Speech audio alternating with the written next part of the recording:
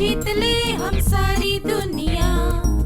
बीच हमें आज बोने दो, रोज उसे थोड़ा बढ़ने दो। छू लेंगे आकाश हम, मन के विचार हकीकत बने। सिद्धि फल से आनंद देंगे, कोशिश कर बढ़े, सोच बुलंद करे।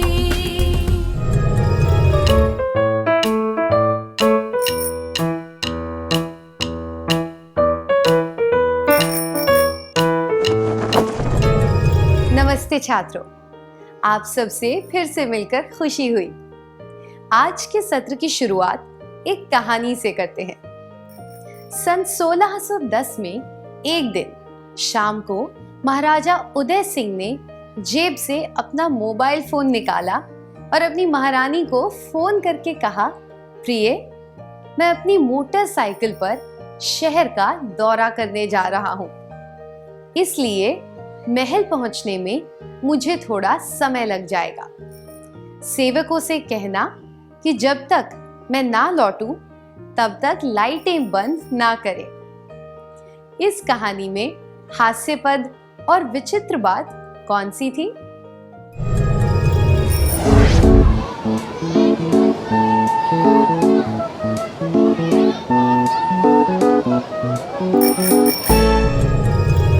धन्यवाद। इस कहानी के बारे में विचित्र बात यह है कि 400 साल पहले रहने वाले एक महाराज को मोबाइल फोन का इस्तेमाल करते हुए बताया गया है। अब यह सुनिए। इमरान ने शर्ट, पैंट, टाई, कोट और जूते पहने और सिर पर एक सोने का मुकुट लगाया। वह हाथ में एक तलवार लेकर हाईवे पर गया और धीरे धीरे चलने लगा। यह बात भी विचित्र और हास्यपद है, क्योंकि आजकल के जमाने में कोई मुकुट लगाकर हाथ में तलवार लिए नहीं घूमता। ये दोनों दृश्य नामुमकिन और अस्वीकार्य लगते हैं, क्योंकि हमारे दिमाग को पता होता है कि किसी निश्चित काल में क्या हुआ होगा। उस काल से विपरीत कोई भी बात बहुत विचित्र और मूर्खतापूर्ण लगती है। काल के आधार पर हमारा दिमाग चीजों की विशिष्टता पहचान पाता है और उसके अनुसार उन्हें स्वीकार करता है। अब एक खेल का समय है। इस खेल के 4 चरण हैं। सबसे पहले आपको अपने जन्म के महीने के आधार पर समूह बनाने हैं। जैसे कि जनवरी में पैदा हुए सब लोग एक समूह में होंगे, उसके बाद फरवरी इत्यादि। फिर आपको गिनना है कि प्रत्येक समूह में कितने छात्र हैं।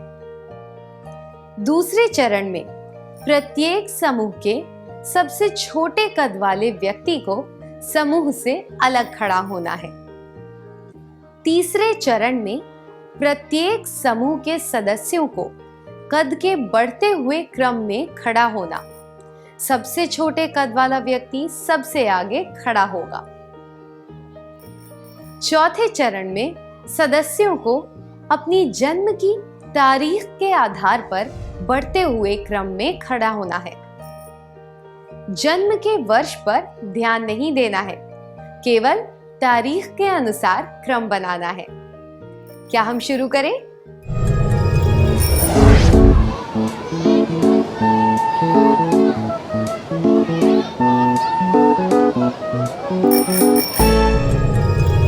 बहुत अच्छी तरह खेला, धन्यवाद।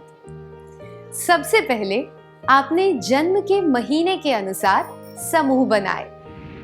किसी चीज के आधार पर समूह बनाने को वर्गीकरण कहते हैं।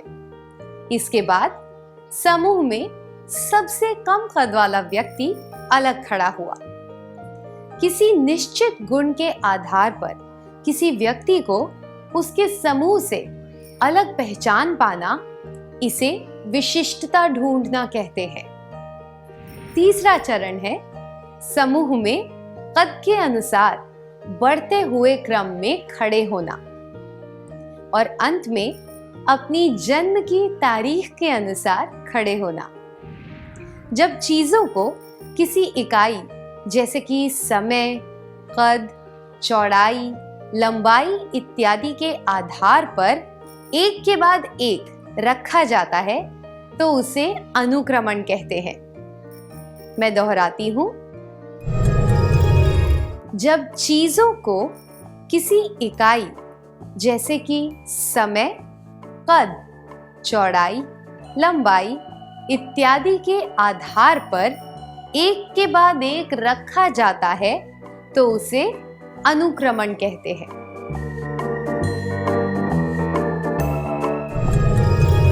आइए अनुक्रमण को समझने के लिए कुछ क्रियाकलाप करते हैं।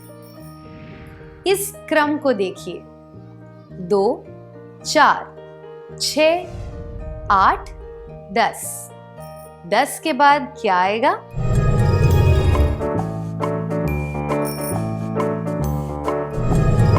सही कहा, 10 के बाद 12 आएगा। ऐसा क्यों है कि यहाँ 12 के अलावा और कोई संख्या नहीं आ सकती? हमने देखा कि इसमें एक पैटर्न है। ये सारी सम संख्याएं हैं और इन्हें बढ़ते हुए क्रम में रखा गया है। इसलिए तर्क के अनुसार अगली संख्या 12 होगी। 2, 4, 6, 8, 10, 12। अब आपको स्क्रीन पर कुछ और क्रम दिखाए जाएंगे। आपको उन क्रमों के तर्क को समझते हुए क्रम में आने वाली अगली संख्या को पहचानना है। क्या आप तैयार हैं? 4, 8, 12, 16, 3, 9, 27, 2012, 2002, 1992।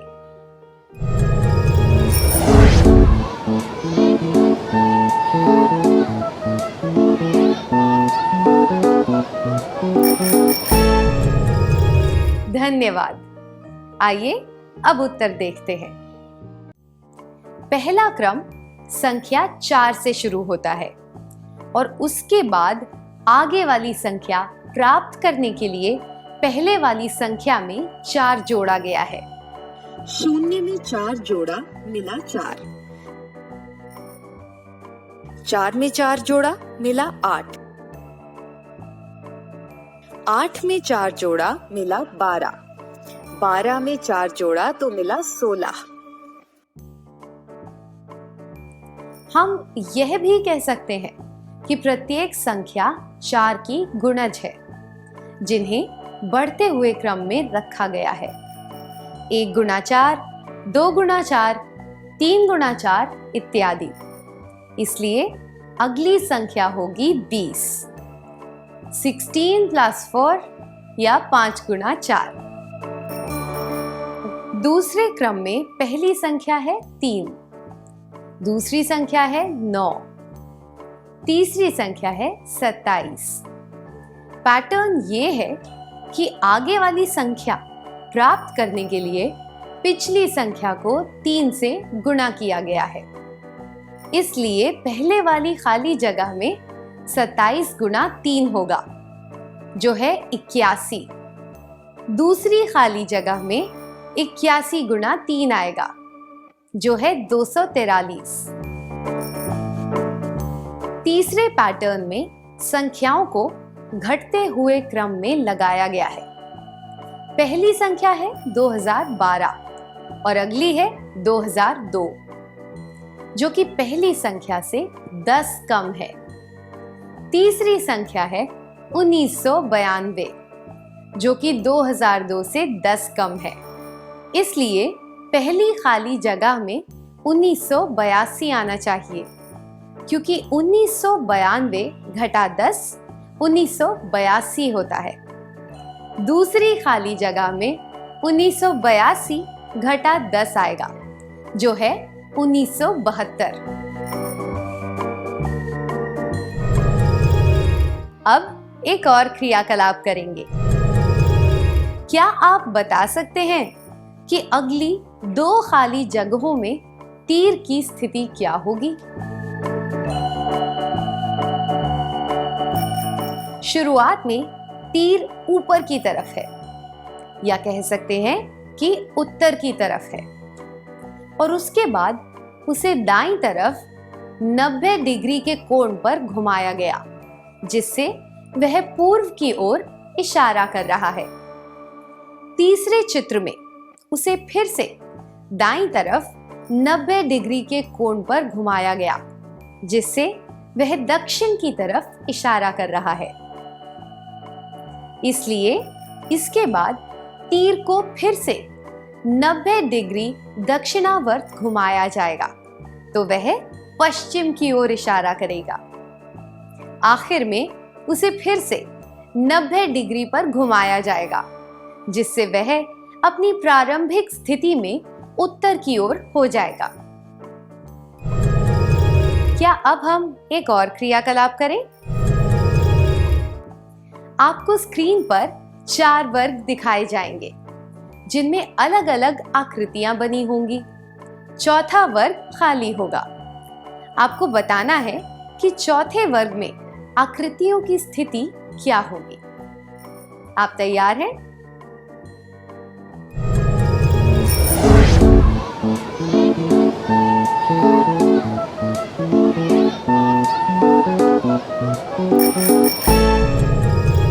बहुत अच्छा प्रयास था, धन्यवाद।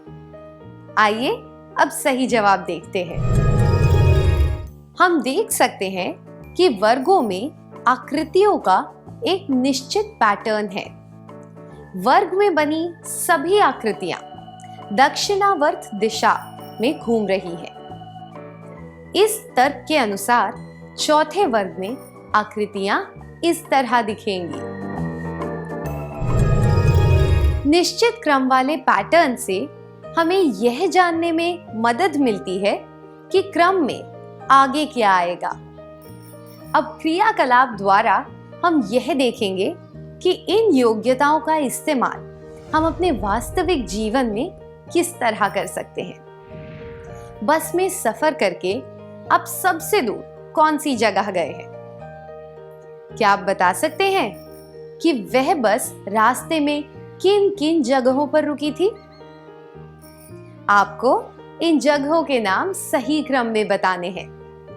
इसी तरह आपको यह बताना है कि जब आप रेलगाड़ी से किसी जगह गए, तब आपके शहर या गांव से शुरू होने के बाद रास्ते में कौन सी जगहें आई, यह भी आपको सही क्रम में बताना है। कृपया स्वेच्छा से आगे आ जाइए।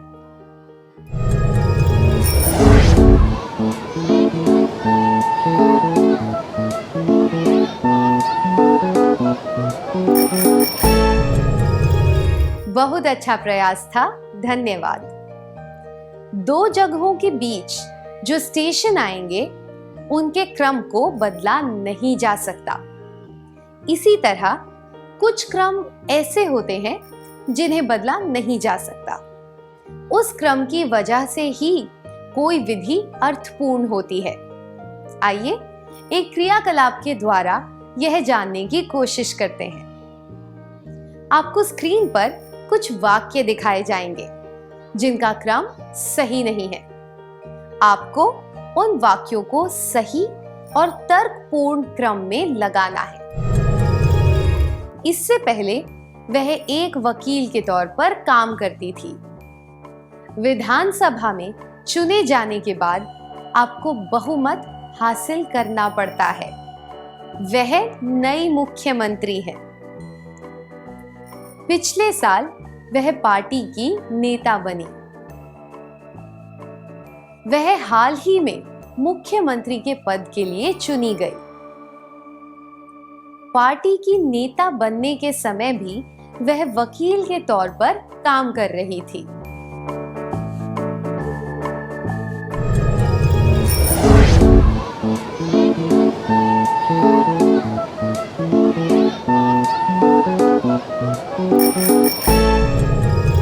बहुत बढ़िया। क्या अब हम सही क्रम देखें? वह हाल ही में मुख्यमंत्री के पद के लिए चुनी गई। वह नई मुख्यमंत्री है। इससे पहले वह एक वकील के तौर पर काम करती थी। पिछले साल वह पार्टी की नेता बनी। पार्टी की नेता बनने के समय भी वह वकील के तौर पर काम कर रही थी। विधानसभा में चुने जाने के बाद आपको बहुमत हासिल करना पड़ता है।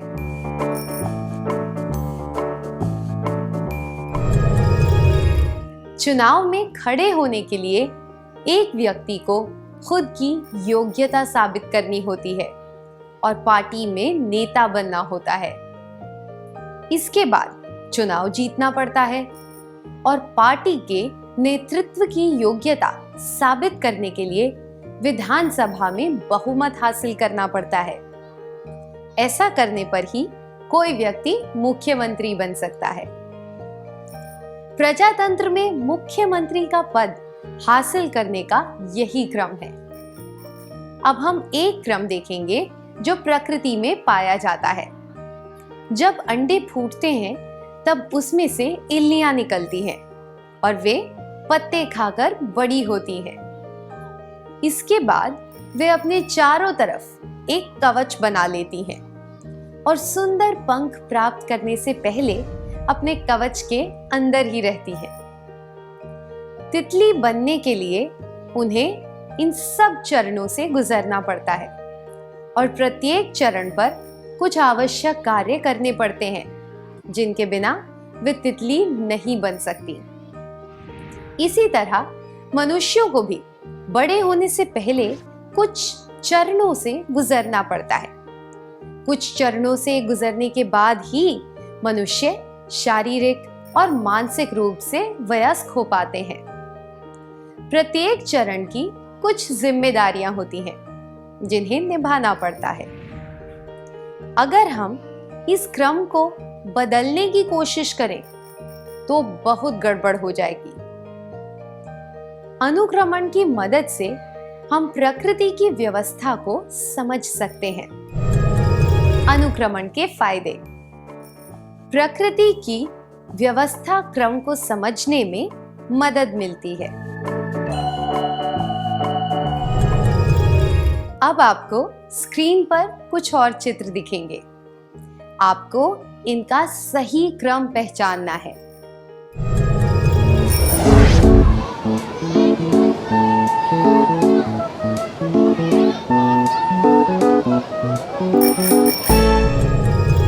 बहुत बढ़िया।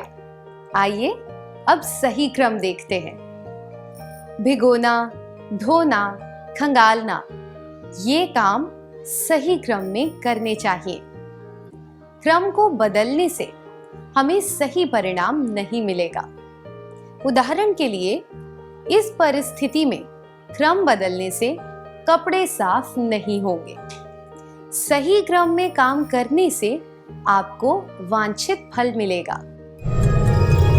अनुक्रमण के फायदे। वांछित फल मिलता है।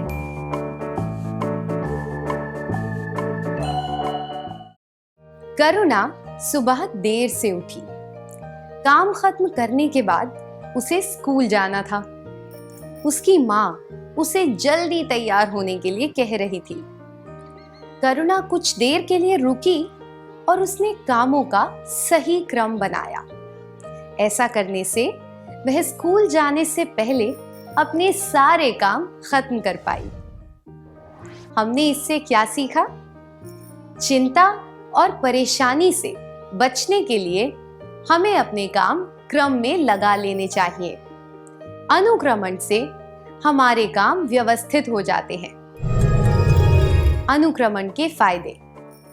काम को व्यवस्थित करने में मदद मिलती है। आइए अनुक्रमण का एक और फायदा देखते हैं। अगर आप शतरंज खेलना चाहते हैं तो आप किसी से कहेंगे कि वह आपके साथ खेले। आप शतरंज के बोर्ड को दोनों खिलाड़ियों के बीच रखेंगे और सफेद व काले मोहरों का चुनाव करेंगे। इसके बाद आप अपने मोहरे जमाएंगे, फिर आप खेलना शुरू करेंगे और सोच समझकर अपनी चाल चलेंगे। जिन प्यादों या मोहरों को आपने मार दिया होगा वे बोर्ड से हटा दिए जाएंगे। जब किसी खिलाड़ी के राजा को शह और मात दे दी जाएगी तब खेल खत्म हो जाएगा। खेल खत्म होने पर बोर्ड हटा दिया जाएगा और अगला खेल खेलने से पहले उसे उपयुक्त जगह पर रख दिया जाएगा।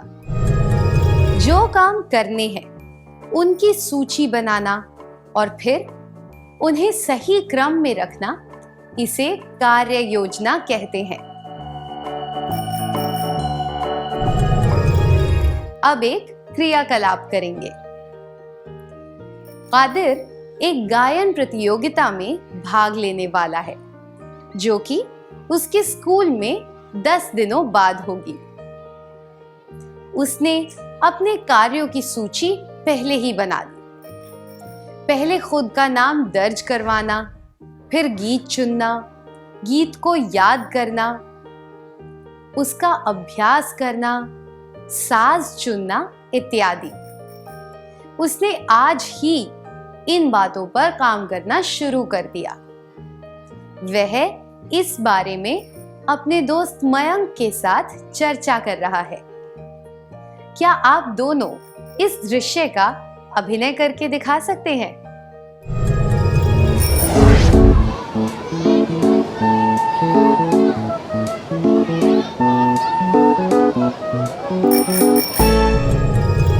बहुत बढ़िया था, धन्यवाद। नाम दर्ज करवाने से लेकर भाग लेने तक अगर सारे कार्यों की सूची सही क्रम में बनाई जाए तो लक्ष्य तक पहुंचने की कार्य योजना अपने आप सामने आ जाती है। अनुक्रमण के फायदे। कार्य योजना बनाने में मदद मिलती है।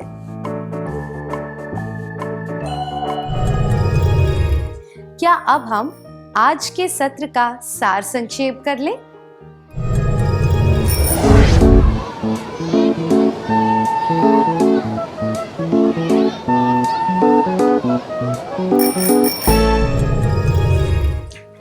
जब चीजों को किसी इकाई जैसे कि समय, कद, चौड़ाई, लंबाई इत्यादि के आधार पर एक के बाद एक रखा जाता है तो उसे अनुक्रमण कहते हैं।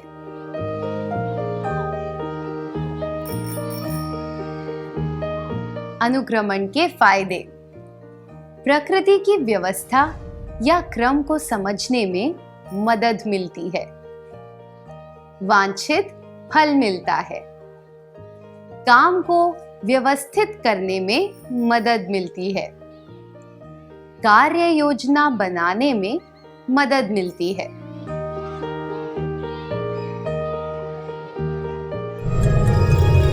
इतनी अच्छी तरह सार संक्षेप करने के लिए धन्यवाद।